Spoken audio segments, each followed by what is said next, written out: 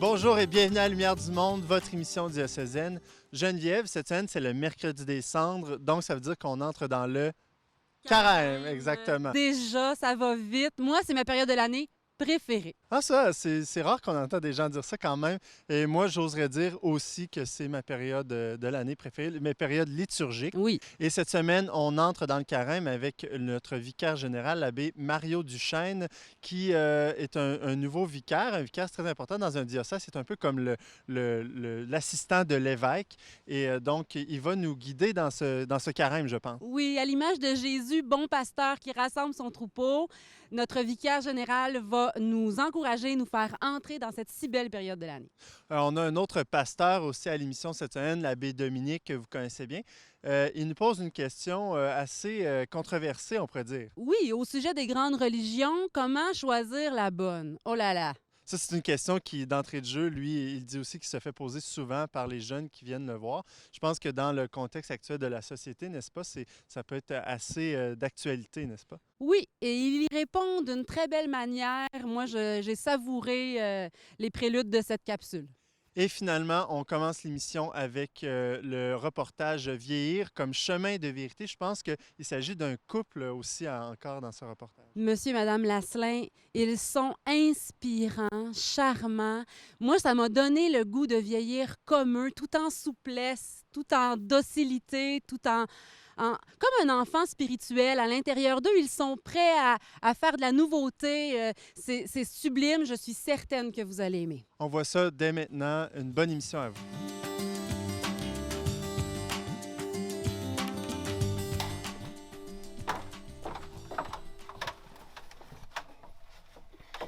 Alors, les gaufrettes, il faut les mettre une nuit au grand froid. Alors ici, c'est pas compliqué, on peut en avoir. Je dirais pas que ça va vite parce que pour faire toute la recette complète, il faut 2h30 de cuisson. Alors c'est pas rien. Mais c'est tellement bon.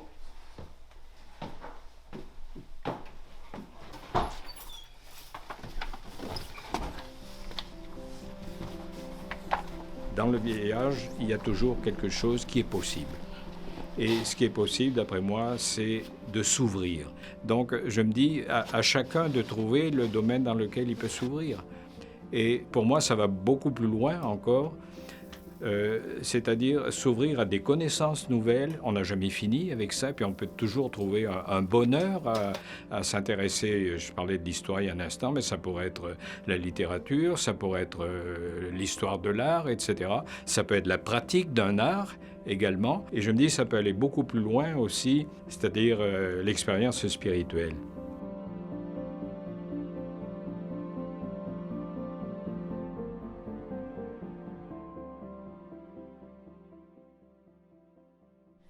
Ça va nous rappeler des belles choses. Alors, c'est un beau livre, c'était pour notre 50e anniversaire de mariage en Terre Sainte. Le Seigneur nous a donné la grâce, nous qui depuis très longtemps désirions aller en Terre Sainte, et ça s'est réalisé en quelques jours sans y penser. C'est vraiment, ça vient vraiment du ciel. Alors, on remercie d'avoir fait ce beau pèlerinage, hein, Néné, Oui. et puis d'avoir pu le faire ensemble en bonne santé. Voilà. Et d'avoir emmené Bénédicte. On a emmené notre fille en Terre Sainte. Ça, c'était extraordinaire. Vieillir, c'est aussi l'occasion de s'approfondir soi-même et de trouver sa vérité profonde, de trouver la vérité avec une majuscule, mais de trouver sa vérité profonde aussi. Et les deux se rejoignent, je crois. C'est-à-dire, vieillir, ça peut être l'occasion de faire retour sur soi-même, mais de faire retour aussi sur les enseignements, par exemple, les enseignements de l'Église, si on est croyant.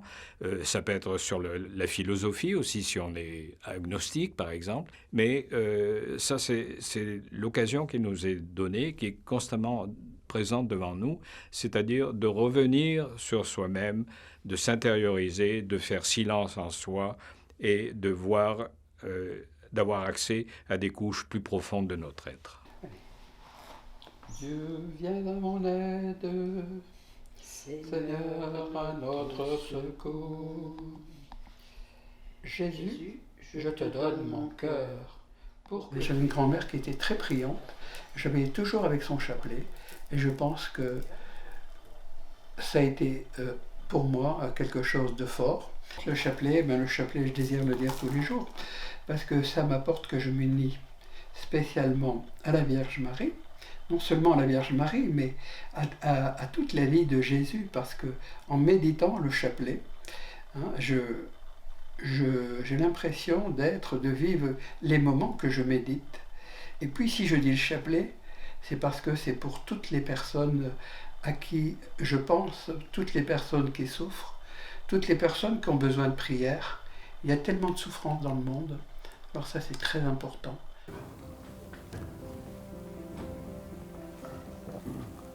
Vieillir. Ça peut être très lourd de vieillir aussi, mais le fait de pouvoir porter ça ensemble, c'est déjà la charge est moins lourde à ce moment-là. Mais c'est que je crois que le fait de rentrer en contact avec les autres nous permet de partager et nos joies et nos peines aussi. C'est pour ça que l'isolement est si difficile pour les personnes âgées. J'ai occasion d'aller tous les mois dans une maison de retraite ou un foyer, je ne sais pas, et où je rencontre là, personne par personne tous les résidents. Et là, j'ai occasion aussi de leur porter la communion. Donc on parle un petit peu parce que les gens aiment bien avoir un contact avec nous, et puis nous aussi on aime ça. Et on voit que ça nous donne, à eux comme à moi, que ça nous donne beaucoup de bien. Et d'ailleurs, avant de partir, on fait une prière avant d'aller porter la communion aux personnes. Et ça nous aide beaucoup. On demande au Seigneur d'être là à notre place, je dirais. On est là, mais c'est lui qui est là. Et ça fait beaucoup de bien aux gens. Justement, cette activité-là, c'est une activité qui est importante parce qu'on va vers des gens qui vieillissent aussi et ça nous donne, moi j'ai l'impression de ne pas vieillir. J'ai l'impression que je suis toujours jeune.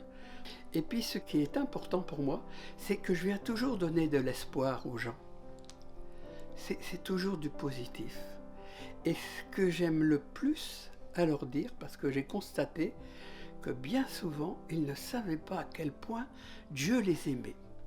Ils ne savaient pas à quel point ils sont aimés et qu'ils sont importants aux yeux de Dieu.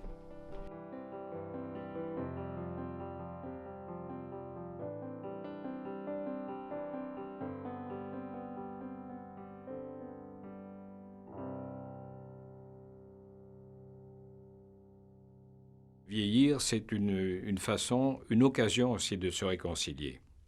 Et dans mon esprit, ça veut dire quoi? Ça peut être une réconciliation avec des personnes avec qui nous avons eu certaines difficultés dans notre vie adulte. Et je me dis, là, c'est le moment de faire la paix.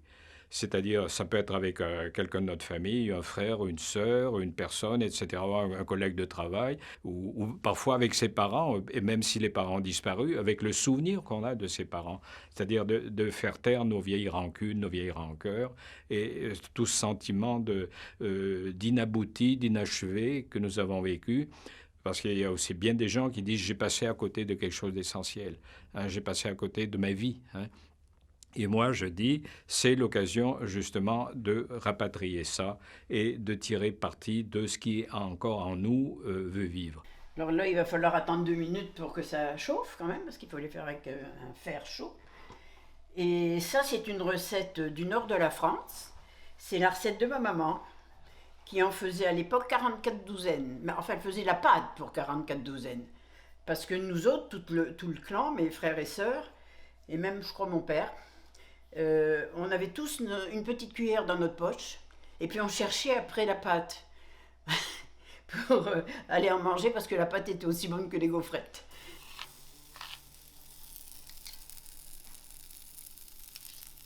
Voilà. Ce qu'il y a, c'est que moi, j'en ai jamais fait, parce que bon, maman les faisait, et puis quand je me suis mariée, j'étais au commerce, j'avais pas le temps de faire ça. Alors c'est à 78 ans que je me suis mise à faire des gaufrettes. parce que j'avais donné ma recette, enfin la recette de maman, à Franck, qui lui s'est acheté un fer et en a fait. Alors j'ai dit, il n'y a pas de raison que je ne sache pas en faire. Alors voilà, c'est pour ça que j'arrive à faire des gaufrettes maintenant. Les premières fois que j'en ai fait, j'avais l'impression qu'elle était à côté de moi, qu'elle m'aidait. Alors ça m'a rapproché d'elle. Incroyable comme ça peut l'être, mais c'est ça m'a rapproché d'elle. Et puis c'est ça passe de génération en génération, là. Moi, pendant toute ma vie, et encore maintenant, je me révolte contre cette notion de la productivité à tout prix, de la concurrence à tout prix, et qui gangrène littéralement toute notre existence, y compris celle des gens âgés. Les gens âgés ne se sentent plus productifs, ils se sentent inutiles. Et ça, c'est extrêmement sérieux, alors qu'ils ont une expérience de vie, mais qui s'intéressent à l'expérience de vie des vieilles personnes. Et pourtant, Dieu sait s'ils ont des choses à dire. Et ça serait l'occasion, justement, de se montrer disponible, d'être capable d'ouvrir des échanges avec des gens qui sont beaucoup plus jeunes, et puis de leur transmettre quelque chose de nous. Oui, alors encore un passage dans notre vie, ça c'était pour notre retraite. Parfois la retraite est difficile, on se trouve vide, on n'a pas de projet. Alors là nous avions fait le projet de partir à Saint-Jacques-de-Compostelle, 800 km à pied. Et donc on ne les ferait plus maintenant quand même. On a passé un très beau pèlerinage. C'est un parcours comme la vie, c'est un parcours où on a tout vécu. On a eu même des petits soucis de santé, mais c'était très beau parce que sur ce chemin-là, c'est comme le chemin de la vie. On rencontre plein de gens qui sont là pour vous aider. Et puis, il y a un climat particulier. Ça, et des gens de toutes les nationalités. C'est formidable. Si on avait encore la force de le faire, je pense qu'on aimerait encore parce que ça a été quelque chose, moi je le conseille aux jeunes, hein, qui peuvent, voilà. Émerveillé de tant d'amour, comment, Seigneur, te dire notre joie, tu nous visites dans nos jours. Ce qui me touche le plus quand je rencontre des personnes âgées, c'est leur sérénité. Et le fait d'être très serein, de vivre une sérénité, nous permet de ne pas trop faire des grosses montagnes avec rien, mais vivre jour après jour des événements sans peur, avoir une grande confiance.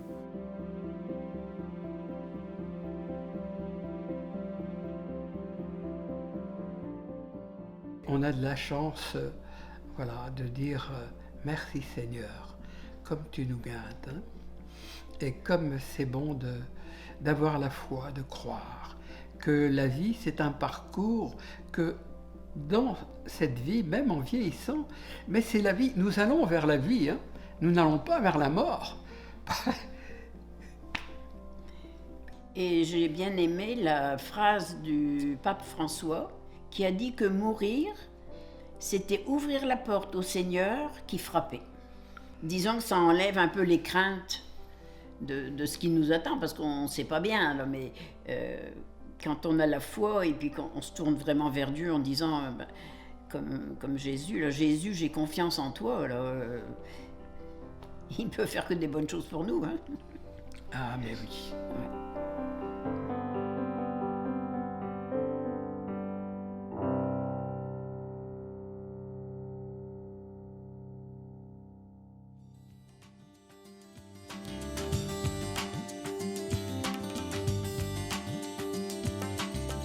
Frères et sœurs en Jésus, je vous salue. Le carême est l'invitation de l'Église à nous mettre en route à la suite du Seigneur, comme lui-même l'a fait si souvent dans l'Évangile avec les personnes qu'il a rencontrées. Nous mettre en route à la suite du Seigneur, le suivre, marcher avec lui pour grandir dans la foi. Parce que nous avons besoin des autres, du témoignage des autres, de la communauté, de l'œuvre de Dieu elle-même, pour grandir, pour croître, pour nous épanouir comme croyants. Nous mettre en route aussi pour goûter à nouveau à la présence de Dieu au cœur de nos vies. Redécouvrir de nouvelles facettes de la parole, redécouvrir son regard sur les personnes et sur le Père qui nous aime, redécouvrir la vérité des gestes qu'il pose. Le carême se présente à nous comme un temps privilégié qui nous permet de revisiter notre relation au Christ. Nous y sommes invités par les pratiques évangéliques qui nous sont proposées dès le mercredi des cendres, la prière, le jeûne et le partage sous toutes leurs formes. N'avons-nous pas à redécouvrir notre dialogue intime avec Dieu, nos temps et nos manières de prier ou même d'initier quelqu'un à la prière?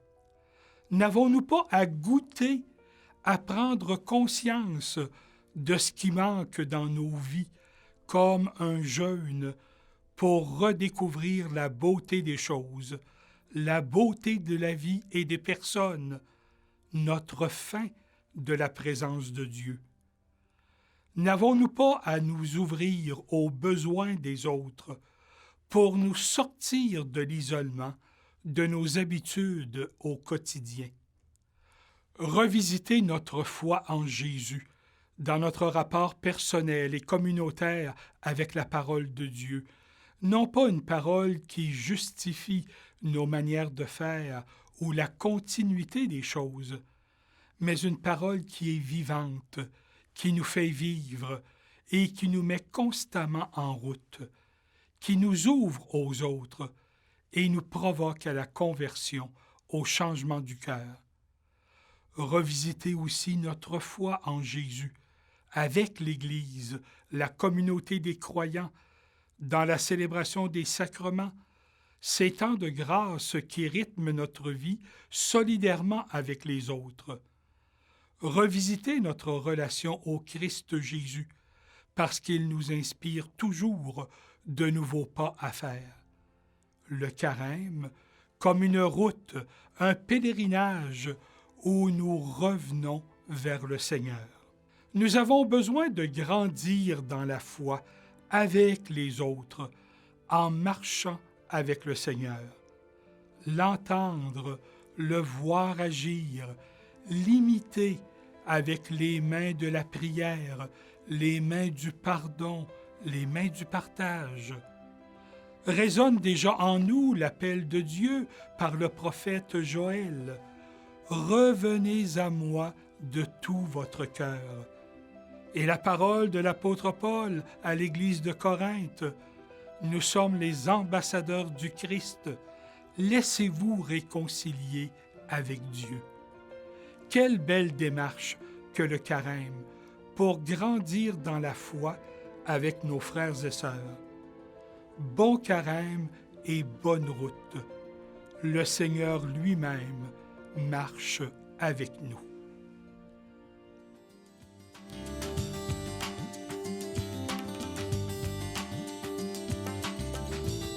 Aujourd'hui, les religions, comment s'y retrouver?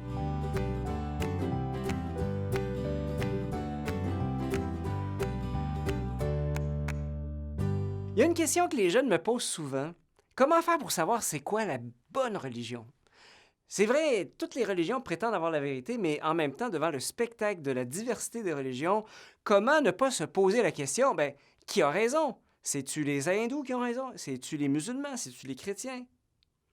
Pas évident à répondre, parce qu'en fait, ça touche à la question de la vérité.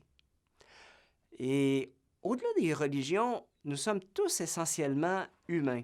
Et comme n'importe quel être humain sur cette terre, ce qui est vrai, c'est bien souvent ma réalité.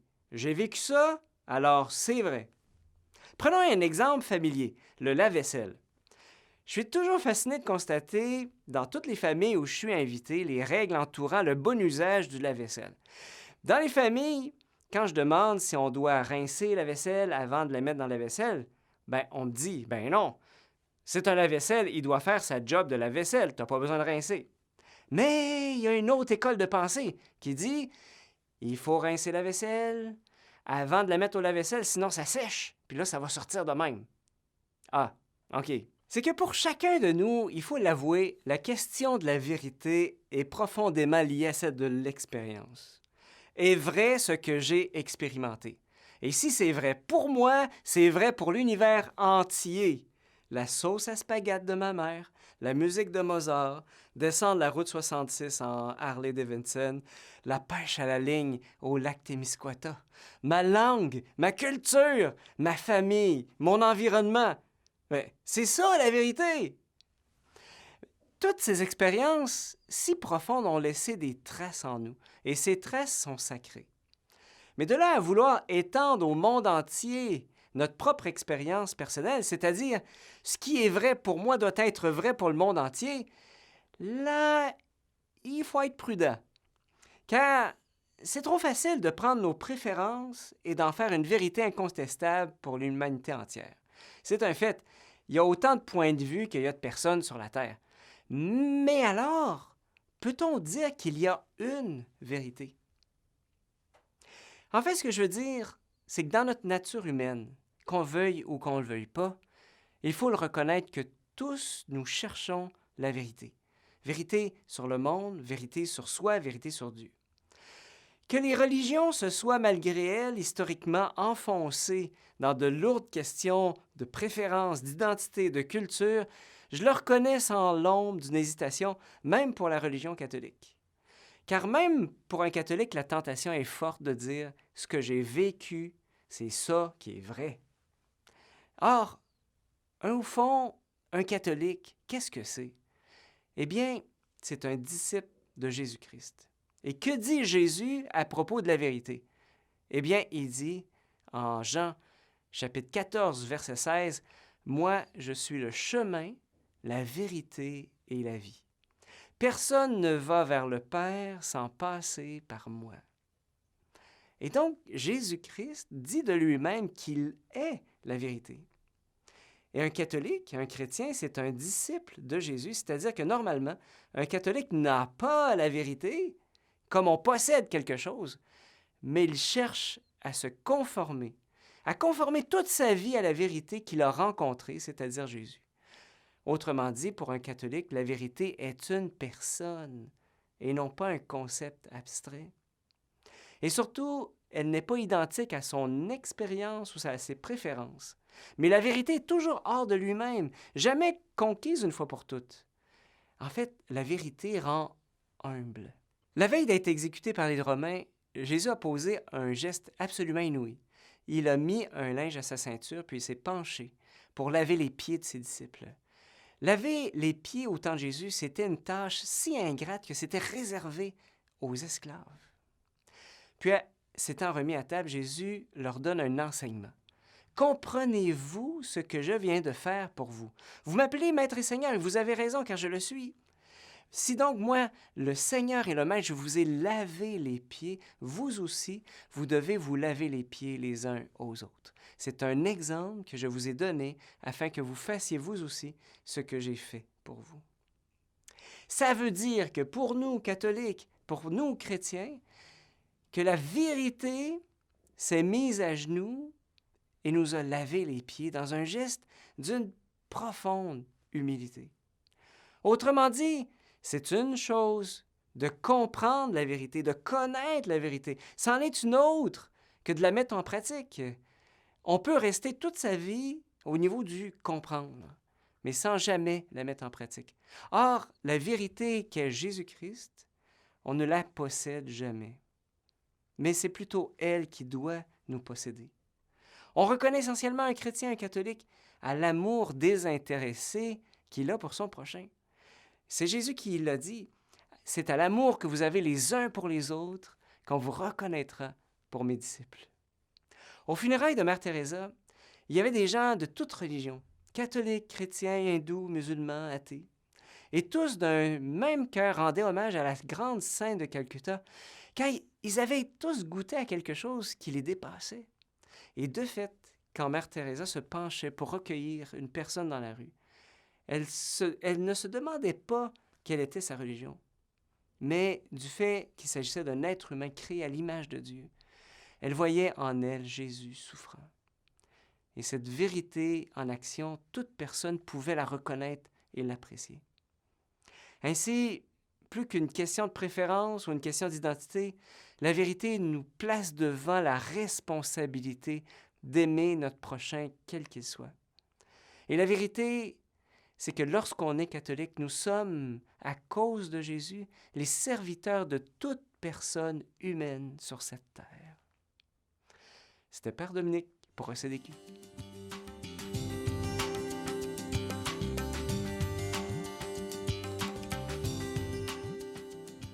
Comme on vous l'a dit en début d'émission, c'est cette semaine le début du carême avec le Mercredi des Cendres, cette très belle célébration qui va se dérouler dans la plupart des églises à Québec, au Québec. Et je vous invite fortement à aller assister à cette célébration, à aller vivre cette célébration. Là, vous allez pouvoir recevoir la marque de la croix sur le front avec les cendres. Et toi, Geneviève, toi qui aimes beaucoup... je dirais la mode, tout ça, l'esthétique. Est-ce que tu gardes ta croix de cendre sur le front après la célébration? Absolument. Ah oui, je la porte fièrement parce que c'est la période de l'année qui, bien plus qu'en janvier avec nos résolutions, pour moi, le carême, c'est le moment de faire des beaux changements inspirés par l'Esprit Saint. Je me laisse conduire pour prendre des décisions de vie qui vont durer. Et à chaque année, je suis étonnée et émerveillée de l'action de Dieu une fois arrivée à Pâques parce que ça marche. C'est encore mieux que les résolutions pour changer notre vie parce qu'on demande vraiment à Dieu de le faire à notre place. Et Avec nous, en tout cas. la semaine prochaine à l'émission? Une belle émission. On va rencontrer Martin Laliberté, notre nouvel évêque auxiliaire à Québec. On aura la joie aussi de faire une incursion au congrès de l'AMECO. Et je vais vous partager dans un vlog mon lien particulier avec la parole de Dieu. Et je vous le dis, c'est de loin jusqu'à présent mon vlog préféré. Alors, à la semaine prochaine.